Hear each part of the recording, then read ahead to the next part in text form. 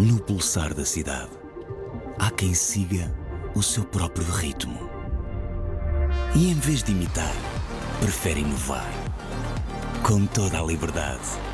O novo Audi A3 Sportback. Descubra-o no seu concessionário. Audi, na vanguarda da técnica.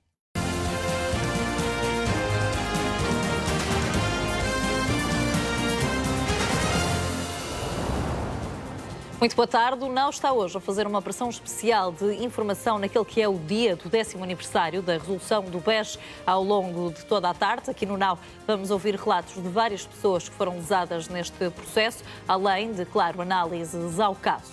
Mas para já, uma notícia NAU ligada a este processo. A defesa de Ricardo Salgado está a negociar com os lesados para o pagamento de indemnizações por danos morais e patrimoniais. Segundo apurou o NAU, estão em causa acordos extrajudiciais que podem chegar aos 600 milhões de euros e que deverão estar fechados antes do início do julgamento.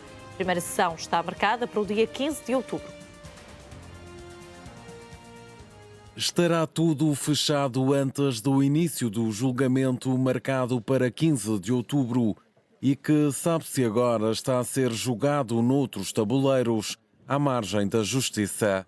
Em causa estão acordos extrajudiciais que estarão a ser negociados entre a defesa de Ricardo Salgado e as vítimas do processo BES. O objetivo é o pagamento de indemnizações por danos morais e patrimoniais. Poderão chegar aos 600 milhões de euros. O valor tem em conta que cada um dos 1.900 lesados pede 300 mil euros. Além do ex-presidente do BES, há contactos com outros 6 arguidos, têm todos os bens arrestados e um eventual acordo com as vítimas só poderia ter como objeto esse património. O Ministério Público teria depois de se pronunciar e a decisão final seria sempre dos juízes que têm o processo em mãos. Com tudo isto, os lesados poderão deixar cair em julgamento os pedidos de indemnização. Nenhuma das partes quer para já quebrar o silêncio. A juíza do caso já marcou quase uma centena de sessões até julho do próximo ano. São quase 150 testemunhas da acusação e a estas há que somar os nomes chamados pelas defesas. Ricardo Salgado tem agora 80 anos e vai ser julgado por 65 crimes, entre os quais associação criminosa e corrupção ativa. O julgamento acontece 10 anos após a derrocada do GES, que terá causado prejuízos superiores a 11 mil milhões de euros. E como vimos, faz hoje uma década desde a resolução do Banco Espírito Santo, um evento que, recorde-se, marcou profundamente a história financeira de Portugal e que afetou a vida de muitas pessoas. A Ana Inês Batista esteve com Jorge Novo, um dos quase 2.000 lesados do BES, e conta-nos como esta vítima tem vivido estes últimos 10 anos desde o colapso do banco. 10 anos depois, existem 258 lesados do papel comercial de que assinaram o acordo, mas não receberam os 75% das indemnizações parciais. Existem também outros 20 a 25 que não assinaram qualquer acordo, que é o caso de Jorge Novo, é um dos lesados do BES. E Jorge, tenho que lhe perguntar como é que têm sido estes 10 anos desde a queda do Banco Espírito Santo. Bem, tem sido constantemente em luta, temos andado constantemente em reuniões nos grupos parlamentares e Presidência da República a denunciar toda esta situação de uma solução que foi feita sem conhecimento dos lesados e de opinião. Portanto, a minha reclamação é mais sobre isso, sobre uma solução, porque eu não fui consultada nada. Precisamente, está aqui em luta pelo facto de sentir que não foi ouvido? Exatamente, porque não foi ouvido. Portanto, eu e todos os meus colegas têm que ser ouvidos. Para isso é que se formou uma associação e essa associação teria de ser feita uma Assembleia Geral extraordinária para discutirmos o assunto para uma provável solução. Essa solução, com certeza, queria ser estudada e desenhada no grupo de trabalho, liderado pelo Sr. Diogo Lacerda Machado, não é verdade? E, portanto, aí depois a gente optava, ou aceitava ou não aceitava. Não, senhora, impuseram uma solução. Eu não admito isso. Foi por isso que escolheu não assinar qualquer acordo? Exatamente, não aceito. E pretendo aquilo que eu depositei no banco, os 100%, porque o meu dinheiro não é metades, é inteiras, eu depositei 100%, é isso que eu pretendo. Tudo que me é devido. Ponto final. Muito obrigada, Jorge. Aqui as palavras de um lesado que não aceitou assinar qualquer acordo, dá-nos precisamente conta de que quer ser ressarcido a 100% das poupanças que investiu no Banco Espírito Santo, isto numa altura em que se marcam esses 10 anos desde a queda deste banco. Luís Miguel Henrique, ex-advogado do caso BES, esteve no NAU e fez um retrato da difícil situação que muitos dos lesados do Banco Espírito Santo passaram. Para Luís Miguel Henrique, dificilmente serão desenhados acordos que permitam a recuperação total do dinheiro.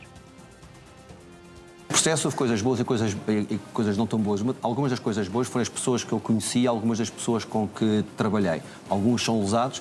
Um em particular foi o meu colega, o Dr. Nuno Silva Vieira, que não conhecia, que ainda hoje, portanto, na altura nós dividimos o trabalho, ele ficou com a parte contenciosa, eu fiquei com a parte negocial. Ele continuou esta via sacra para tentar ajudar as pessoas a ressarcir. Espero muito que seja bem sucedido.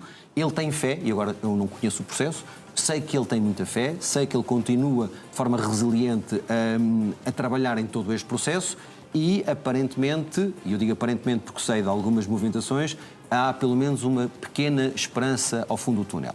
Não acredito que seja uma recuperação total, não acredito que seja sequer uma recuperação parecida com outros grupos de credores. E estes lesados terão consciência disso? Eu não espero que tenham, porque é muito mais importante do que isto, e acredito que sim, porque pelo menos das conversas que eu sempre tive, por exemplo, eu fui muito acusado em algum momento de ser brutalmente honesto, mas eu não conseguia, eu sabia que havia grupos de pessoas que não era possível desenhar acordos políticos com as autoridades financeiras e governamentais.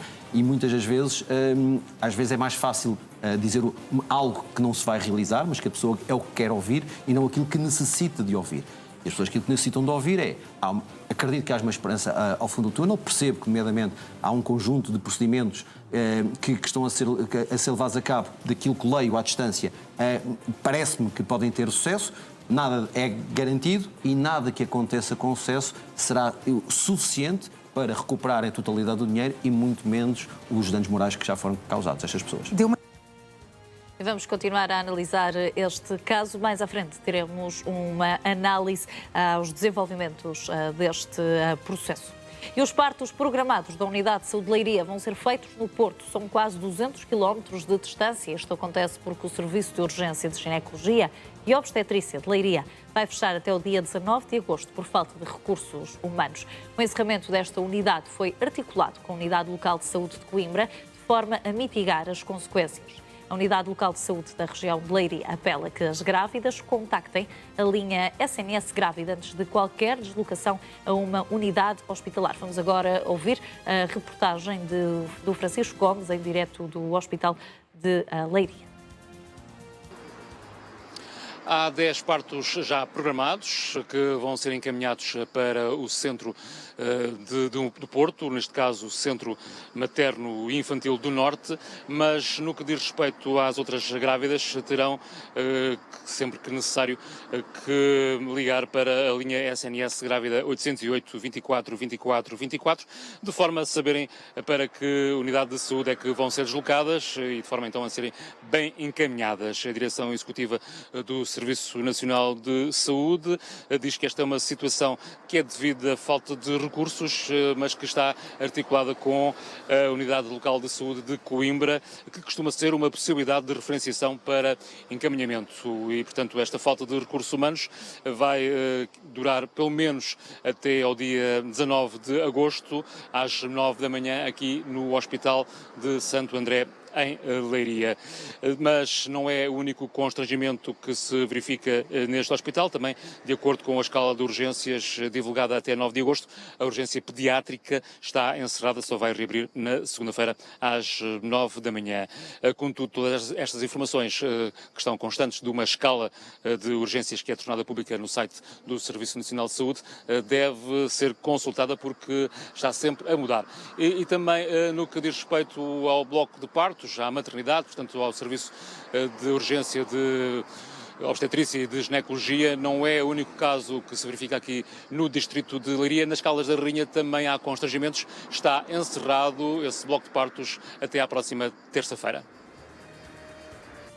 O Governo admite que o próximo Orçamento do Estado poderá considerar dar apoios aos professores deslocados após mais uma ronda negocial com os sindicatos. Fernando Alexandre reconheceu que é um grande desafio conseguir atrair docentes para Lisboa e para o Algarve. Assim, sugere que sejam dados apoios aos professores para os atrair para as escolas de Lisboa e do Algarve, zonas onde se verifica mais a carência de profissionais.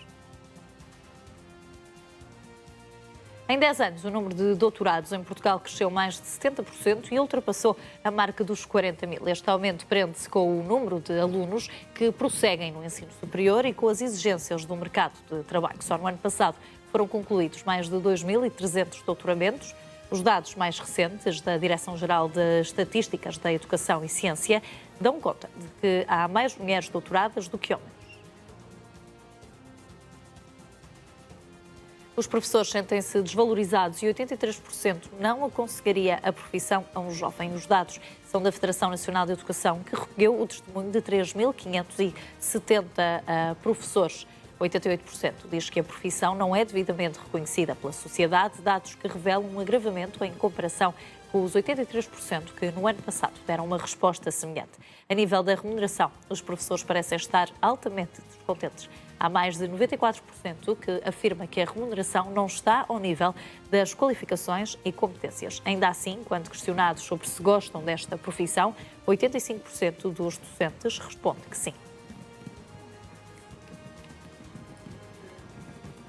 Portugal continental está sob a influência de uma onda de calor. Algumas regiões podem mesmo chegar aos 40 graus. 8 distritos estão sob aviso amarelo devido às altas temperaturas. A jornalista Aureliana Gomes esteve na Foz do Douro, no Porto, onde muitas pessoas aproveitam o bom tempo para passear junto ao mar. Bom dia, um fim de semana marcado pelo calor. Pelo menos 8 distritos do país estão em alerta amarelo pelas altas temperaturas. A norte, esta manhã, ainda sem grandes temperaturas. Os termómetros marcam os 22 graus. Ainda assim, há muitas pessoas que optam por fazer passeios junto ao mar.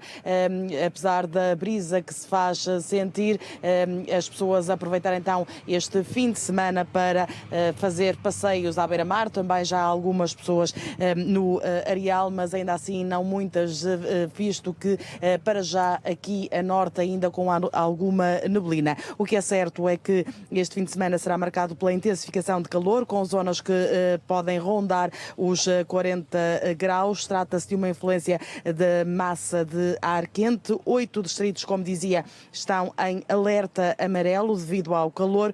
O aviso vigora entre as 9 da manhã deste sábado e as 6 da tarde de amanhã para os distritos de Vila Real, Bragança, Guarda, Castelo Branco, Porto Alegre, Évora, Beja e Faro. Apesar de o Porto ainda não fazer parte destes 8 distritos em alerta amarelo, o que é certo é que a esta hora da manhã já se sente algum calor, temperaturas ainda não muito elevadas, mas as pessoas já começam a vir à praia e as que não aproveitam o areal, aproveitam os passeios para fazer caminhadas matinais. Uma das espécies de mosquito que pode transmitir a dengue e vírus Zika foi detectada no município de Cascais, no distrito de Lisboa, e também em Pombal, no distrito de Leiria. Segundo a Direção-Geral da Saúde, nenhum dos mosquitos identificados carregava o vírus. A DGS recomenda o uso de repelentes e um mapeamento por parte das autarquias das zonas onde se registou a presença dos mosquitos, para que sejam tomadas medidas preventivas. Assegurou ainda que, para já, não há motivo de alerta. E um cheiro nauseabundo que paira na Lagoa de Albufeira, em Sesimbra, está a levantar preocupações junto dos banhistas, moradores e comerciantes da zona. A Lagoa de outros tempos tem agora um novo rosto. Isto antigamente era um mar de vida, agora é um mar de morte. A Lagoa de Albufeira, em Sesimbra, já não está como vários banhistas e moradores se recordam. As brisas da lagoa trazem com elas um cheiro nauseabundo que se assemelha ao cheiro de esgoto e não passa desapercebido pelos moradores. À beira da lagoa, os peixes mortos, continuamente. Isto não pode ser. Isto é um cheiro nauseabundo. A gente sente o cheiro que, por causa da lagoa não ser aberta, e para a saúde pública isto não é nada bom, não é? Nos últimos tempos, a lagoa tem aberto cada vez mais tarde e já durante a época balnear. Quanto mais tardia é a abertura, menos tempo resta para a renovação das águas, o que acaba por provocar os fortes odores. Quando se fala em atribuir culpas, a resposta dos banhistas surge na ponta da língua. Dizem que estão fartas de se queixar ao presidente da Câmara de Sesimbra, têm mandado muitos e-mails e muitas coisas. Eles dizem que tem que se fazer um recenseamento aqui da Lagoa, mas a verdade é que as pessoas também se queixam que as coisas não são feitas devidamente como eram no passado. A APA tem que definir as prioridades. Se acha que a Lagoa de Albufeira não é uma prioridade, então que o diga, que o município de Sesimbra e com certeza a população também tem que tomar outras medidas. Quem frequenta a Lagoa de Albufeira sente que a qualidade da água tem piorado desde há muito. Isto antigamente era um mar de vida, agora é um mar de morte. A água cada vez está mais porca, a lama acumula-se, torna-se até bastante avermelhada.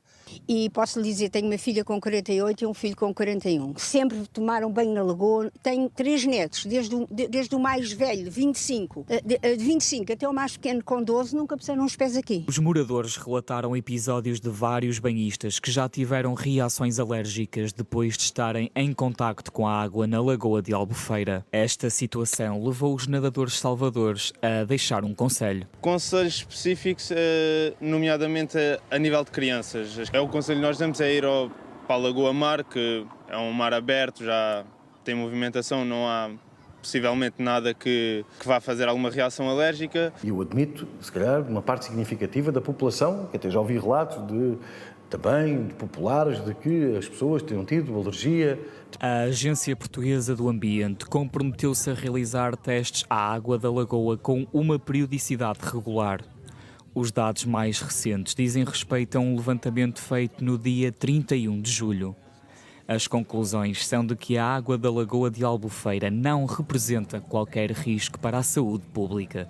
Temos que acreditar nas análises que são feitas pelas instituições que têm responsabilidade em fazer essas mesmas análises. Se me perguntar a mim, enquanto pai, e eu também tenho filhos, se me sinto confortável olhando para a expressão visual da Lagoa de Albufeira, e eu diria até o odor, em ter uma criança, se calhar não. E meteria os seus filhos naquela água? Ou pensaria 2 vezes? Eu próprio ia lá para dentro da água, se fosse necessário, num quadro institucional da Câmara Municipal de Sesimbra. Mas como pai?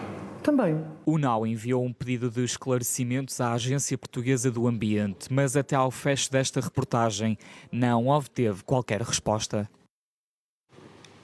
O preço dos combustíveis volta a mudar na próxima semana. A partir de segunda-feira, o gasóleo simples deve baixar meio cêntimo para um preço médio de 1,55 € por litro.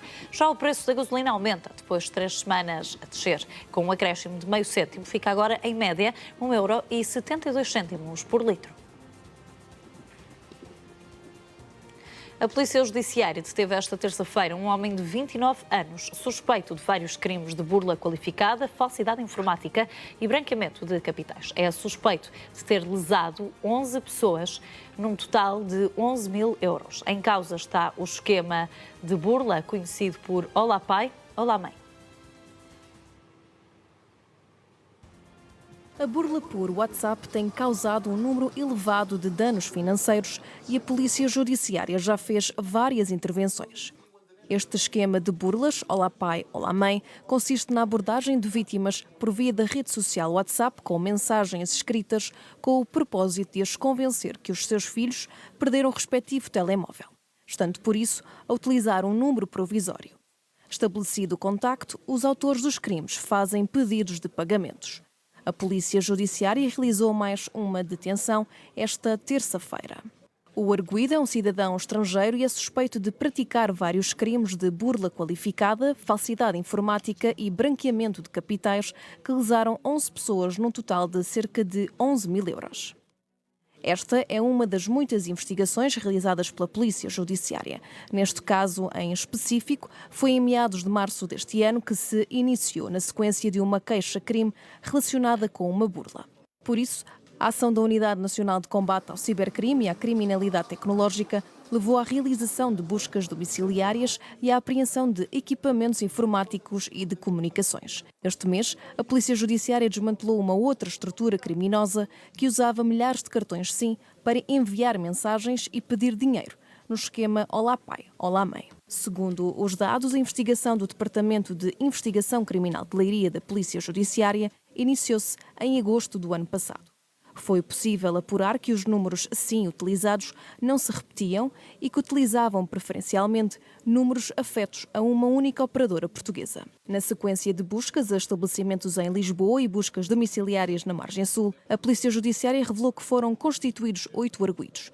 Na operação foram ainda apreendidos 1.300 cartões SIM. Esta rede, constituída por vários cidadãos estrangeiros, angariava esses cartões oferta em diferentes áreas da Grande Lisboa e depois vendia-os.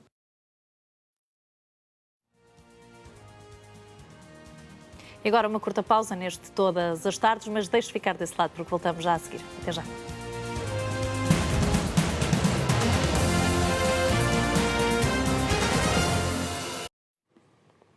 Estamos de regresso. Boa tarde. Os protestos no Reino Unido continuam e cada vez estão mais intensos. Depois do violento ataque por um jovem de 17 anos, que matou 3 crianças com recurso a uma faca, na noite de ontem, 3 polícias ficaram feridos na sequência dos protestos em Sunderland e pelo menos 8 pessoas foram detidas. A reportagem é do correspondente do Now, no Reino Unido, Joaquim Martins. Vamos ouvir. Crime, disse ele. O primeiro-ministro britânico, Keir Starmer, foi muito claro ao dizer que quem está envolvido nestas manifestações terá necessariamente de responder perante a justiça. Ao longo desta semana e na sequência da morte por esfaqueamento de 3 crianças, uma delas portuguesas, e que deixou 8 pessoas feridas com gravidade, movimentos de extrema-direita organizaram-se contra este inimigo invisível que nada tem a ver com o perfil do autor deste crime, mas os movimentos de extrema-direita usaram isto como uma motivação para criar o caos no país. E este sábado estão convocadas, pelo menos nas redes sociais, estão convocadas 30 manifestações contra a imigração para que sejam detidos todos os migrantes que tenham pedido que cheguem através de embarcações precárias à ilha e para que não haja mais aceitação de asilo por parte do governo britânico para imigrantes que peçam asilo ao país. Ora, Keir Starmer foi muito claro ao dizer que não pode aceitar que os manifestantes de norte a sul do país cometam crimes desta dimensão e façam e deixem um rastro de destruição e também vitimem civis, pessoas inocentes e, sobretudo, agentes da autoridade, e são mais de 60 no somatório ao longo desta semana. Por isso está aberto um gabinete de crise para lidar com estas situações que podem agudizar-se ao longo deste sábado.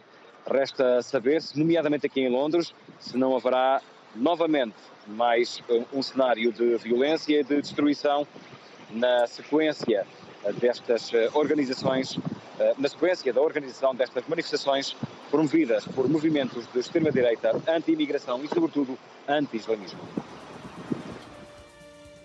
E agora passamos para a Madeira, a terra natal dos pais de Alice, que é uma das vítimas do esfaqueamento que aconteceu no Reino Unido. Ora, a Madeira está de luto e está também agora a decorrer uma missa em honra da menina de 9 anos que perdeu a vida neste ataque. Como o Now apurou, a autarquia vai ajudar a família da criança que perdeu a vida. João Fernandes está agora em direto da missa que está a decorrer. João, muito boa tarde. Foram muitas as pessoas que se juntaram para mostrar apoio à família.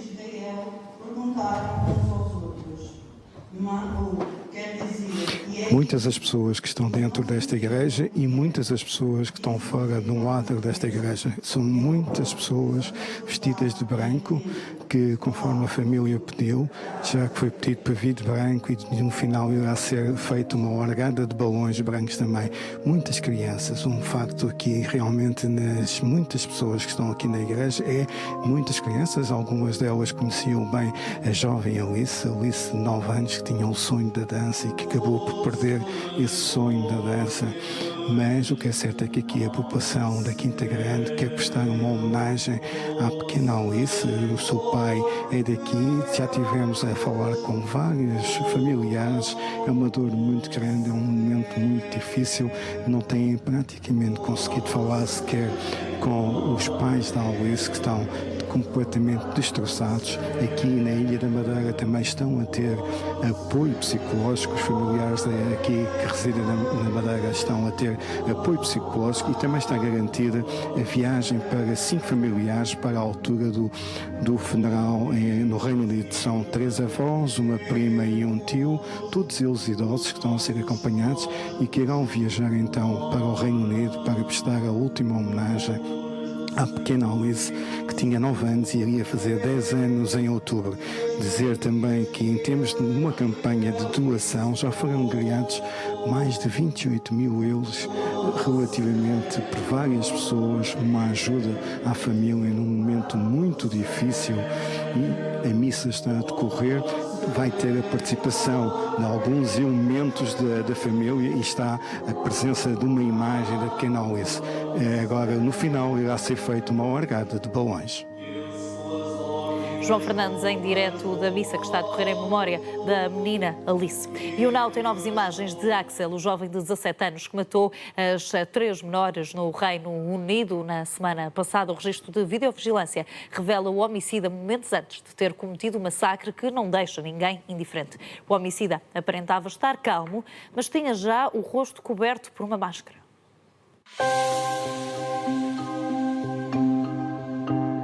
As imagens foram captadas num bairro residencial a apenas 15 minutos do local do massacre. Mostram Axel, o jovem de 17 anos, que matou 3 meninas no Reino Unido. O rapaz aparece com uma camisola de cor verde e está com a cara tapada por uma máscara cirúrgica.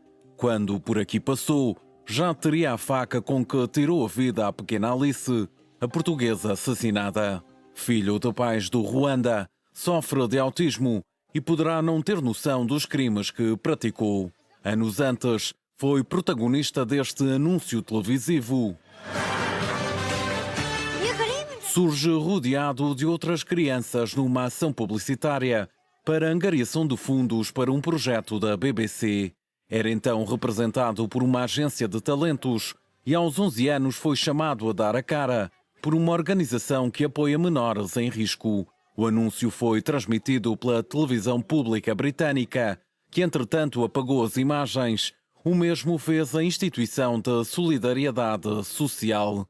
É pelo menos o que garante o Daily Mail, que difundiu as imagens. Axel está agora numa cadeia para menores e em tribunal não foi nem capaz de dizer o próprio nome. E é o ponto final deste Todas as Tardes, mas fique desse lado, porque regressamos já a seguir com mais atualizações de toda a informação nacional e internacional. Até já.